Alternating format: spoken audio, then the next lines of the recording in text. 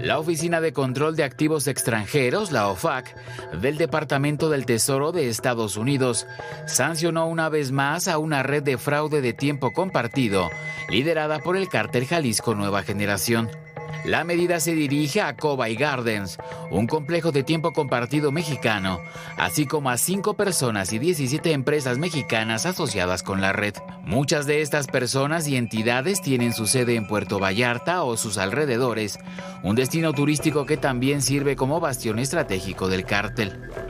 La acción forma parte de una ofensiva más amplia contra las fuentes de financiamiento de la organización criminal que el gobierno de Estados Unidos señala como terrorista y brutalmente violenta, y que ha diversificado sus ingresos ilícitos más allá del narcotráfico, incluyendo el fraude de tiempo compartido y el robo de combustible. Los trabajos de inteligencia revelan que las operaciones de fraude de tiempo compartido en Nayarit están controlados por miembros del cártel Jalisco, que actúa en nombre de Audias Flores Silva, el comandante regional del cártel previamente designado por la OFAC. No es la primera vez que el Tesoro estadounidense sanciona al poderoso cártel. En agosto del año pasado, por ejemplo, castigó a 4 personas y 3 empresas mexicanas vinculadas a la organización criminal. Datos del FBI revelaron que entre 2019 y 2023, casi 6,000 víctimas reportaron pérdidas cercanas a $300 millones. El esquema de fraude está dirigido principalmente a los adultos mayores estadounidenses. Se hace a través de llamadas y correos de supuestos corredores, abogados o representantes, quienes solicitan pagos por impuestos y comisiones que nunca se devuelven.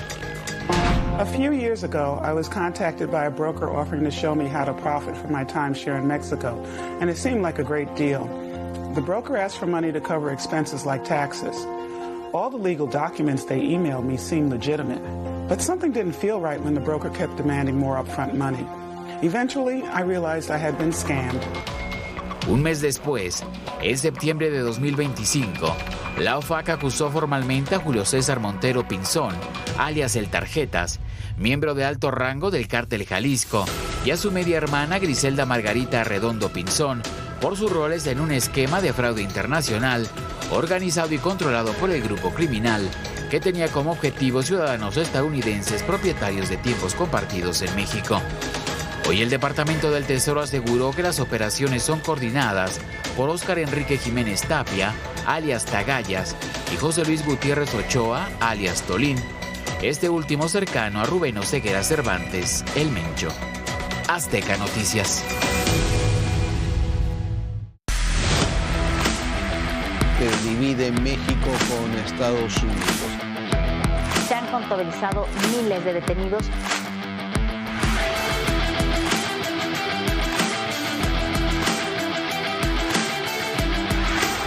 Continúan las persecuciones. Una lucha de traiciones.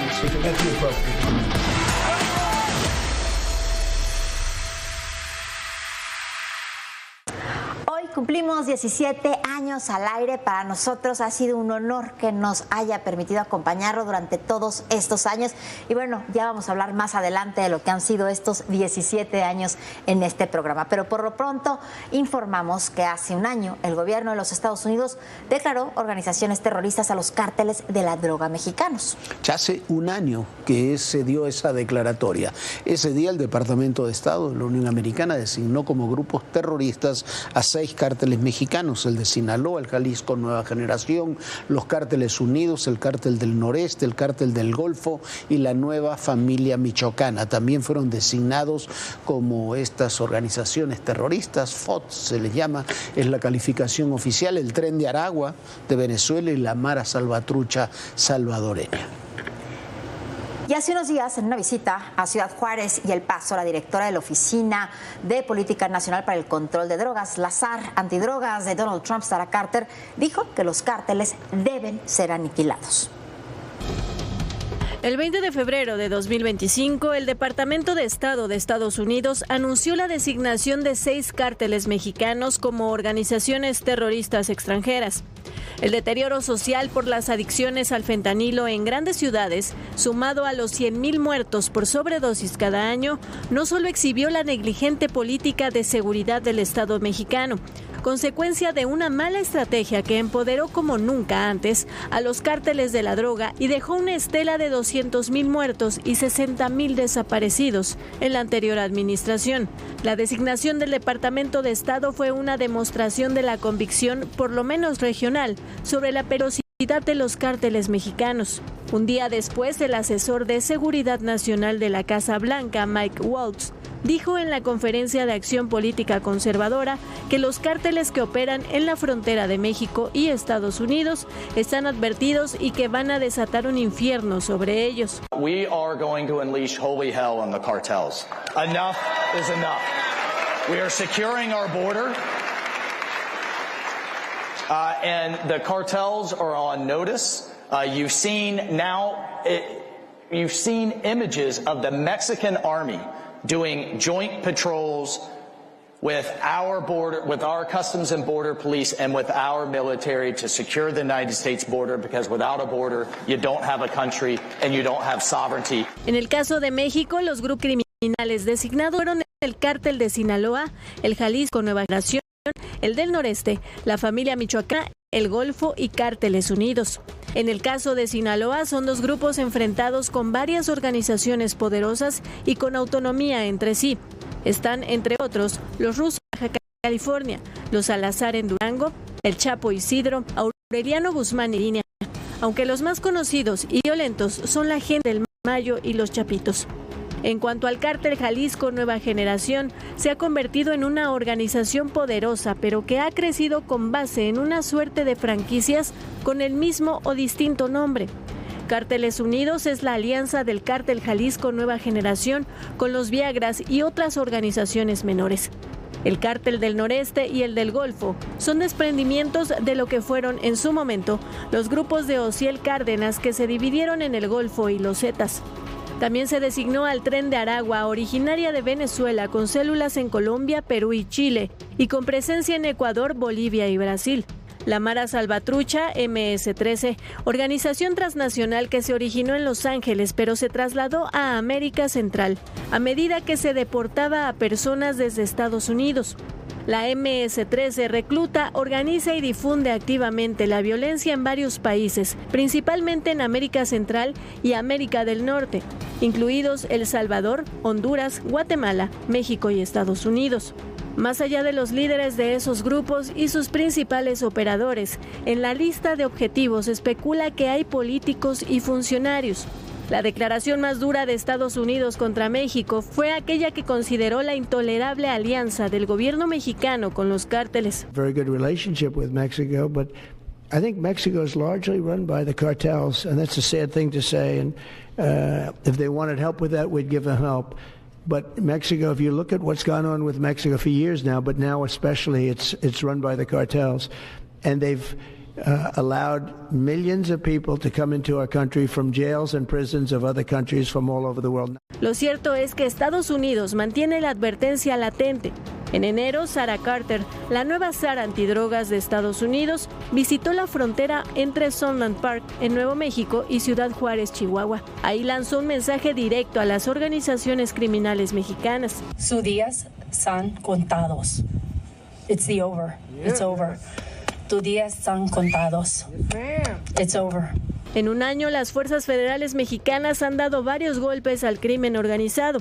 También realizaron entregas masivas a las autoridades de Estados Unidos de líderes de los principales cárteles para ser enjuiciados en ese país. Sin embargo, Estados Unidos no considerará que haya avances en la lucha de México contra la delincuencia si no hay golpes políticos que lo confirmen. Por otra parte, los objetivos de las autoridades estadounidenses deben tener en la mira desde jefes de redes hasta vendedores de armas y lavadores de dinero. Esos también deben quedar expuestos. Y el punto central en esto pasa, por supuesto, por operaciones militares y de seguridad, como se están realizando, pero también por desmantelar las redes de protección política de estas organizaciones. Esto nos dijo en Washington Mercedes Schlapp. Ella es la ex jefa de la estrategia de comunicación de la Casa Blanca y cercanísima funcionaria al presidente de los Estados Unidos, al presidente Donald Trump. Bueno, el presidente Trump quiere trabajar con el gobierno mexicano, especialmente en este tema de narcoterrorismo, de narcotraficantes. Él entiende perfectamente que hay que parar lo que es las drogas entrando en los Estados Unidos. Esa es una prioridad. Esto es un momento clave en nuestras naciones, en México, en los Estados Unidos, en lo que es promover la seguridad en México, promover la seguridad en los Estados Unidos, pero hay que hacerlo unido, no podemos hacerlo separados como naciones. En México se ha detenido en el último, desde que está la presidenta Sheinbaum, a 40,000 personas, se han desmantelado 4,000 laboratorios, pero las redes políticas de protección no se han desmantelado. Algunos pensamos que si tú no desmantelas las redes políticas de protección, esos cárteles se regeneran. Y eso es el problema, que todavía los carteles tienen poder en tantas regiones de México, dominan, matan, asesinan a políticos, dominan las comunidades y amenazan a personas. Y entonces, claro, las personas tienen miedo, no quieren lo que es meterse en esta lucha contra los narcotraficantes. Y hasta qué punto vamos a seguir permitiendo esto. Lo que sabemos que sí, el presidente Trump no tiene miedo. Por otra parte, hoy es el Día del Ejército Mexicano, se celebró en Puebla, ahí donde están las fábricas militares que se trasladaron de Chapultepec allá al estado de Puebla, y así habló el secretario de la Defensa, el general Ricardo Trevilla Trejo. Se conmemoró el Día del Ejército Mexicano. En el marco del 113 aniversario, el secretario de la Defensa Nacional, el general Ricardo Trevilla Trejo, refrendó el compromiso de las Fuerzas Armadas para defender al pueblo de México y sus instituciones. México requiere de sus Fuerzas Armadas, requiere de este ejército que surgió para defender a la patria, para asegurar la permanencia de las instituciones y para sostener con lealtad inquebrantable a la República. Afrontemos con firmeza nuestro presente para encarar con determinación nuestro futuro. También detalló los logros del Ejército Mexicano, junto con la Guardia Nacional. Las mujeres y hombres del Ejército Mexicano, en estrecha coordinación con la Guardia Nacional, han alcanzado resultados sobresalientes, entre los que destacan más de 32,000 detenidos, el aseguramiento de más de 18,000 armas, más de 160 toneladas de diversas drogas y alrededor de 2,000 laboratorios de metanfetaminas y áreas de concentración de precursores químicos. El general Ricardo Trevilla destacó el trabajo de elementos que han caído en el cumplimiento del deber. En el cumplimiento de nuestras tareas, valientes compañeras y compañeros han perdido la vida. Con nuestra labor cotidiana, respetando los derechos humanos, honremos su memoria. A sus respetables familias les patentizamos nuestro respaldo, solidaridad y reconocimiento eterno. Destacó el origen popular del Ejército Mexicano, su sentido social y su espíritu. El gen revolucionario y la esencia profundamente social del Ejército Mexicano son los cimientos que hoy nos permiten mantener un vínculo permanente con la sociedad. Nuestro ejército es singular porque nació del pueblo. Sus raíces le dan identidad y sentido de pertenencia. Cada acción que emprendemos tiene como fin el bienestar de la sociedad y esto se refleja en la confianza que nos otorga el pueblo mismo. Mensaje que estuvo acompañado de palabras a los soldados del ejército. Soldados de México, siéntanse orgullosos de formar parte de una institución centenaria cuyos integrantes provienen de familias de todas las latitudes del país. Nuestras raíces están lo mismo en el campo que en la ciudad, en las montañas que en las costas, en las selvas que en los desiertos. En el norte y en el sur nos amalgama un solo ideal: servir a la patria. Al evento acudió la presidenta Claudia Sheinbaum y estuvo acompañada por el secretario de la Marina, Raimundo Morales, la secretaria de Gobernación, Rosa Isela Rodríguez, y el gobernador de Puebla, Alejandro Armenta.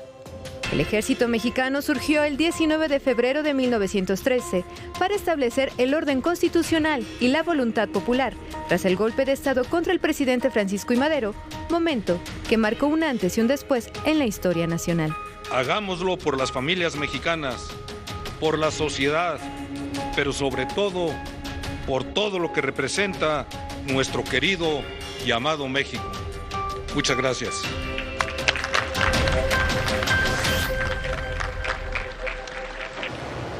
Bueno, en el Día del Ejército siempre hay que recordar a los soldados, a los oficiales que han dado su vida luchando contra el crimen, en los programas de N3, luchando contra tragedias naturales. La verdad es un orgullo tener un ejército como el que tenemos, un ejército que siempre ha respaldado, desde su creación, después de la Revolución Mexicana hasta el día de hoy, siempre ha respaldado la Constitución y los ordenamientos y las leyes que de ella emanan. Es un ejército de lealtades con la Constitución, de lealtades con la sociedad, de lealtades con el país. Hoy celebra su día. Bueno, una felicitación muy especial a todos los que pertenecen a las Fuerzas Armadas de nuestro país. Y vamos a otra celebración, la nuestra. El miércoles 19 de febrero del 2009 comenzó en lo que entonces se llamaba Proyecto 40, todo personal. Cumplimos hoy 17 años al aire. En esos años, combinar la política y la seguridad, la opinión y la investigación en un mismo espacio televisivo no era normal. Hoy tampoco lo es, pero en ese entonces decían algunos, y todavía lo dicen ahora, que no debe de contaminarse una cosa con la otra. No se termina de entender que pocas cosas son tan políticas e impactan tanto a la sociedad como la inseguridad y el accionar del crimen organizado, que debe ser analizado como lo que es, no como un grupo de criminales. Debe ser analizado como un grupo de poder político, social y económico. Hace 17 años para nosotros estaba claro, pero no parecía tan claro para el resto del país. Hoy es un hecho evidente. Periodísticamente, la violencia, la inseguridad, el crimen organizado deben ponerse en un contexto, explicarse y respaldarse con información dura para romper la trama de rumores, los chismes, el amarillismo que se construye en torno a ellos. Comenzamos en Todo Personal con un programa de 15 minutos cada miércoles. Poco después tuvimos 2 días por semana y al poco tiempo fueron, como seguimos siendo, un espacio de media hora diaria de lunes a viernes y desde hace ya muchos años aquí a las 11 de la noche. Y lo hemos hecho con una enorme libertad editorial. Ese es uno de los puntos fundamentales. Este programa, este espacio tiene enorme libertad. Tuvimos al inicio el apoyo incondicional, casi incondicional, de nuestro primer director, de Luis Armando Melgar, entonces el director de Proyecto 40, un apoyo que continuó, incluso se acrecentó a todos los niveles hasta el día de hoy, con el que es nuestro nuevo director de Noticias y Comunicación de Televisión Azteca, Luciano Pasco, y que se refrenda cada día, lo refrendan cada día nuestros jefes, nuestros directores Ricardo Salinas Pliego y Benjamín Salinas Sada. A todos ellos, muchísimas gracias. Para todos ellos y muchos más, no queda más que agradecer el apoyo y el respaldo cotidiano para este tipo de periodismo basado en datos duros, manteniendo la verdad objetiva que se basa en la reflexión, opinando con la mejor información y utilizando la menor cantidad de adjetivos posibles. Esta es la historia de Todo Personal.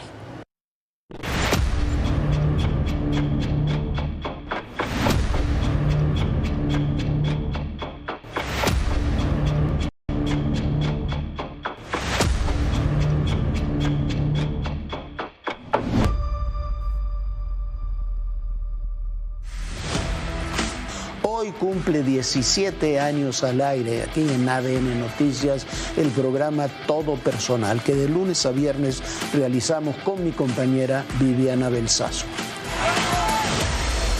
Cuando se argumenta que en estos temas las cosas se dicen, pero que no es nada personal, nuestra convicción siempre ha sido la contraria. Siempre ha sido decir que en el poder y en la política todo, pero absolutamente todo, es personal. Como le recordaba a sus periodistas el redactor en jefe del Detroit Free Press, autor de Ausencia de Malicia, Kurt Ludwig, de sus juicios discrecionales penden reputaciones y carreras. sentencias de cárcel y de mercaderías, espectáculos de Broadway y suministros de agua. Ustedes son el mecanismo de la recompensa y el castigo, los árbitros de lo justo y de lo injusto, el ojo incansable del juicio cotidiano. Ya no moldean simplemente la opinión pública, sino que la han suplantado. Todo personal es un espacio diferente en un medio tan intenso y competido como la televisión, no solo por haber perdurado tantos años o porque hable de seguridad y narcotráfico, algo que hace 16 años en televisión casi no se hacía, sino porque también hablamos de política, de cultura, de ciencia, y cruzamos todos esos temas. Porque en estos años hemos entrevistado al general Salvador Cienfuegos para que nos platique su experiencia cuando fue detenido en Estados Unidos. Yo creo que todo eso formó parte de este plan, de este programa, para perjudicar a México. Afectaron al exsecretario de la Defensa Nacional, afectaron a las Fuerzas Armadas, las ofendieron y agredieron al Estado mexicano. Y también al Papa Francisco para que nos recuerde su experiencia durante la dictadura argentina. Todos los días había noticia de gente que tomaban presa, desaparecía. Y hay que vivirla con mucho cuidado. Era provincial de los jesuitas, sí. Con mucho cuidado había que vivirla. En San Miguel había muchos escondidos. Con la excusa de que ibas a hacer ejercicio espiritual, lo teníamos guardado. Porque hemos tenido presidentes, líderes sociales y políticos, artistas, deportistas, pero sobre todo hemos contado las historias del poder y de la sociedad. Lo que hizo, ha hecho y tratará de hacer siempre diferente a todo personal es que cuenta historias, pero que también opina. Creemos que el periodismo debe basarse en hechos y sobre todo en investigación, pero también debe mostrar la opinión sustentada sobre ellos. La investigación y la opinión son el eje del periodismo actual. Ante la verdad alternativa y la desinformación, investigar, opinar, tratar de establecer esa rara objetividad que permite manifestarse con base en información dura, es lo que diferencia el periodismo de las redes sociales y de los propagandistas de ocasión, de los que cotidianamente intentan caricaturizar y denigrar a periodistas y medios. Hace un par de años, hablando de estos temas, decíamos que ninguno de los principales periodistas de este país son simples lectores de noticias. Quien no haya reporteado no es periodista. Para la conducción se requieren determinadas habilidades, pero son otras muy distintas las que se necesitan para reportear, contar historias en el lugar de los hechos, que es lo que hacemos los periodistas, para construir espacios de noticias, investigar y opinar con certidumbre. No se puede tener una visión fidedigna sin estar en los lugares, sin hablar con la gente, sin saber de lo que se informa. De la misma manera que no se puede tener una imagen creíble en los medios electrónicos sin escribir, sin saber poner en claro en un papel las ideas, los datos, las impresiones, las convicciones. Se puede acertar o no, se pueden tener errores de apreciación, pero no de información. Los datos deben ser duros, deben estar verificados, se deben transmitir con claridad. Ese es el eje de esta profesión. Podemos tener opiniones diferentes, decía Barack Obama, pero no datos diferentes. En estos 16 años hemos tenido miles de satisfacciones. Hemos recorrido el país y parte del mundo. Hemos tenido reconocimientos y errores. Hemos acertado y en un par de ocasiones hemos tenido que rectificar. Hemos tratado de no ser políticamente correctos ni de dejarnos guiar por modas políticas o sociales. Los hechos han sido tan importantes como las opiniones. Hemos develado historias terribles y hemos sido amenazados por políticos, narcos, sectas religiosas, lo que demuestra que algo debimos y debemos estar haciendo bien. Haberlo hecho durante 16 años sin el apoyo de Luis Armando Melgar, el primer director de Proyecto 40, y de Luciano Pasco, nuestro director en ADN 40, hubiera sido imposible. Han sido tan importantes como contar con el respaldo y la libertad que siempre nos han dado Ricardo Salinas Pliego y Benjamín Salinas Sala. Con ellos reporteros, camarógrafos, productores, staff. Poco y nada en el periodismo se puede realizar sin un equipo, sin el trabajo conjunto de muchos. Decía Cervantes en El Quijote que la libertad, Sancho, es uno de los preciosos dones que a los hombres dieron los cielos. Con ella no pueden igualarse los tesoros que encierran la tierra, ni el mar encubre. Esa libertad es de la que hemos gozado y por la que hemos luchado, por la que tratamos de trabajar cotidianamente. Ese es el bien más preciado que hemos tenido en estos 16 años en todo personal. Decía Kapuczynski que para ejercer el periodismo, ante todo, hay que ser buenos seres humanos. Las malas personas no pueden ser buenos periodistas. Si se es una buena persona, se puede intentar comprender a los demás, sus intenciones, su fe, sus intereses, sus dificultades, sus tragedias. Tiene razón Kapuczynski, pero hay que complementarlo con lo que decía nuestro Francisco Zarco. No escribas como periodista, no digas, en nuestro caso como periodista, lo que no puedas sostener como hombre. De eso se trata. Por eso todo es personal. Y seguiremos haciendo en el futuro con Viviana y con todo nuestro equipo en todo personal. Se trata simplemente de hacer periodismo. Gracias por acompañarnos. Muy buenas noches a todos ustedes y recuerden, en el poder y en la política, todo, pero absolutamente todo es personal. Gracias, buenas noches.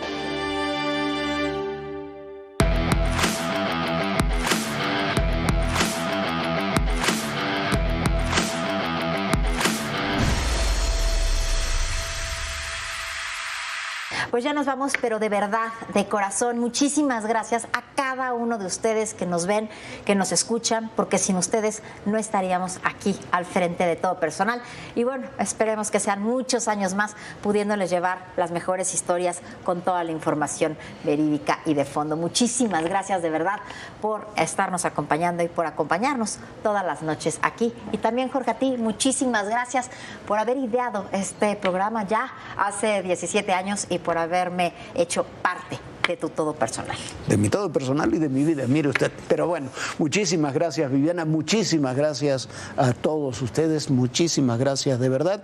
Y como siempre, como se lo venimos diciendo desde hace 17 años, recuerde, en el poder y en la política todo, pero absolutamente todo es personal. Gracias.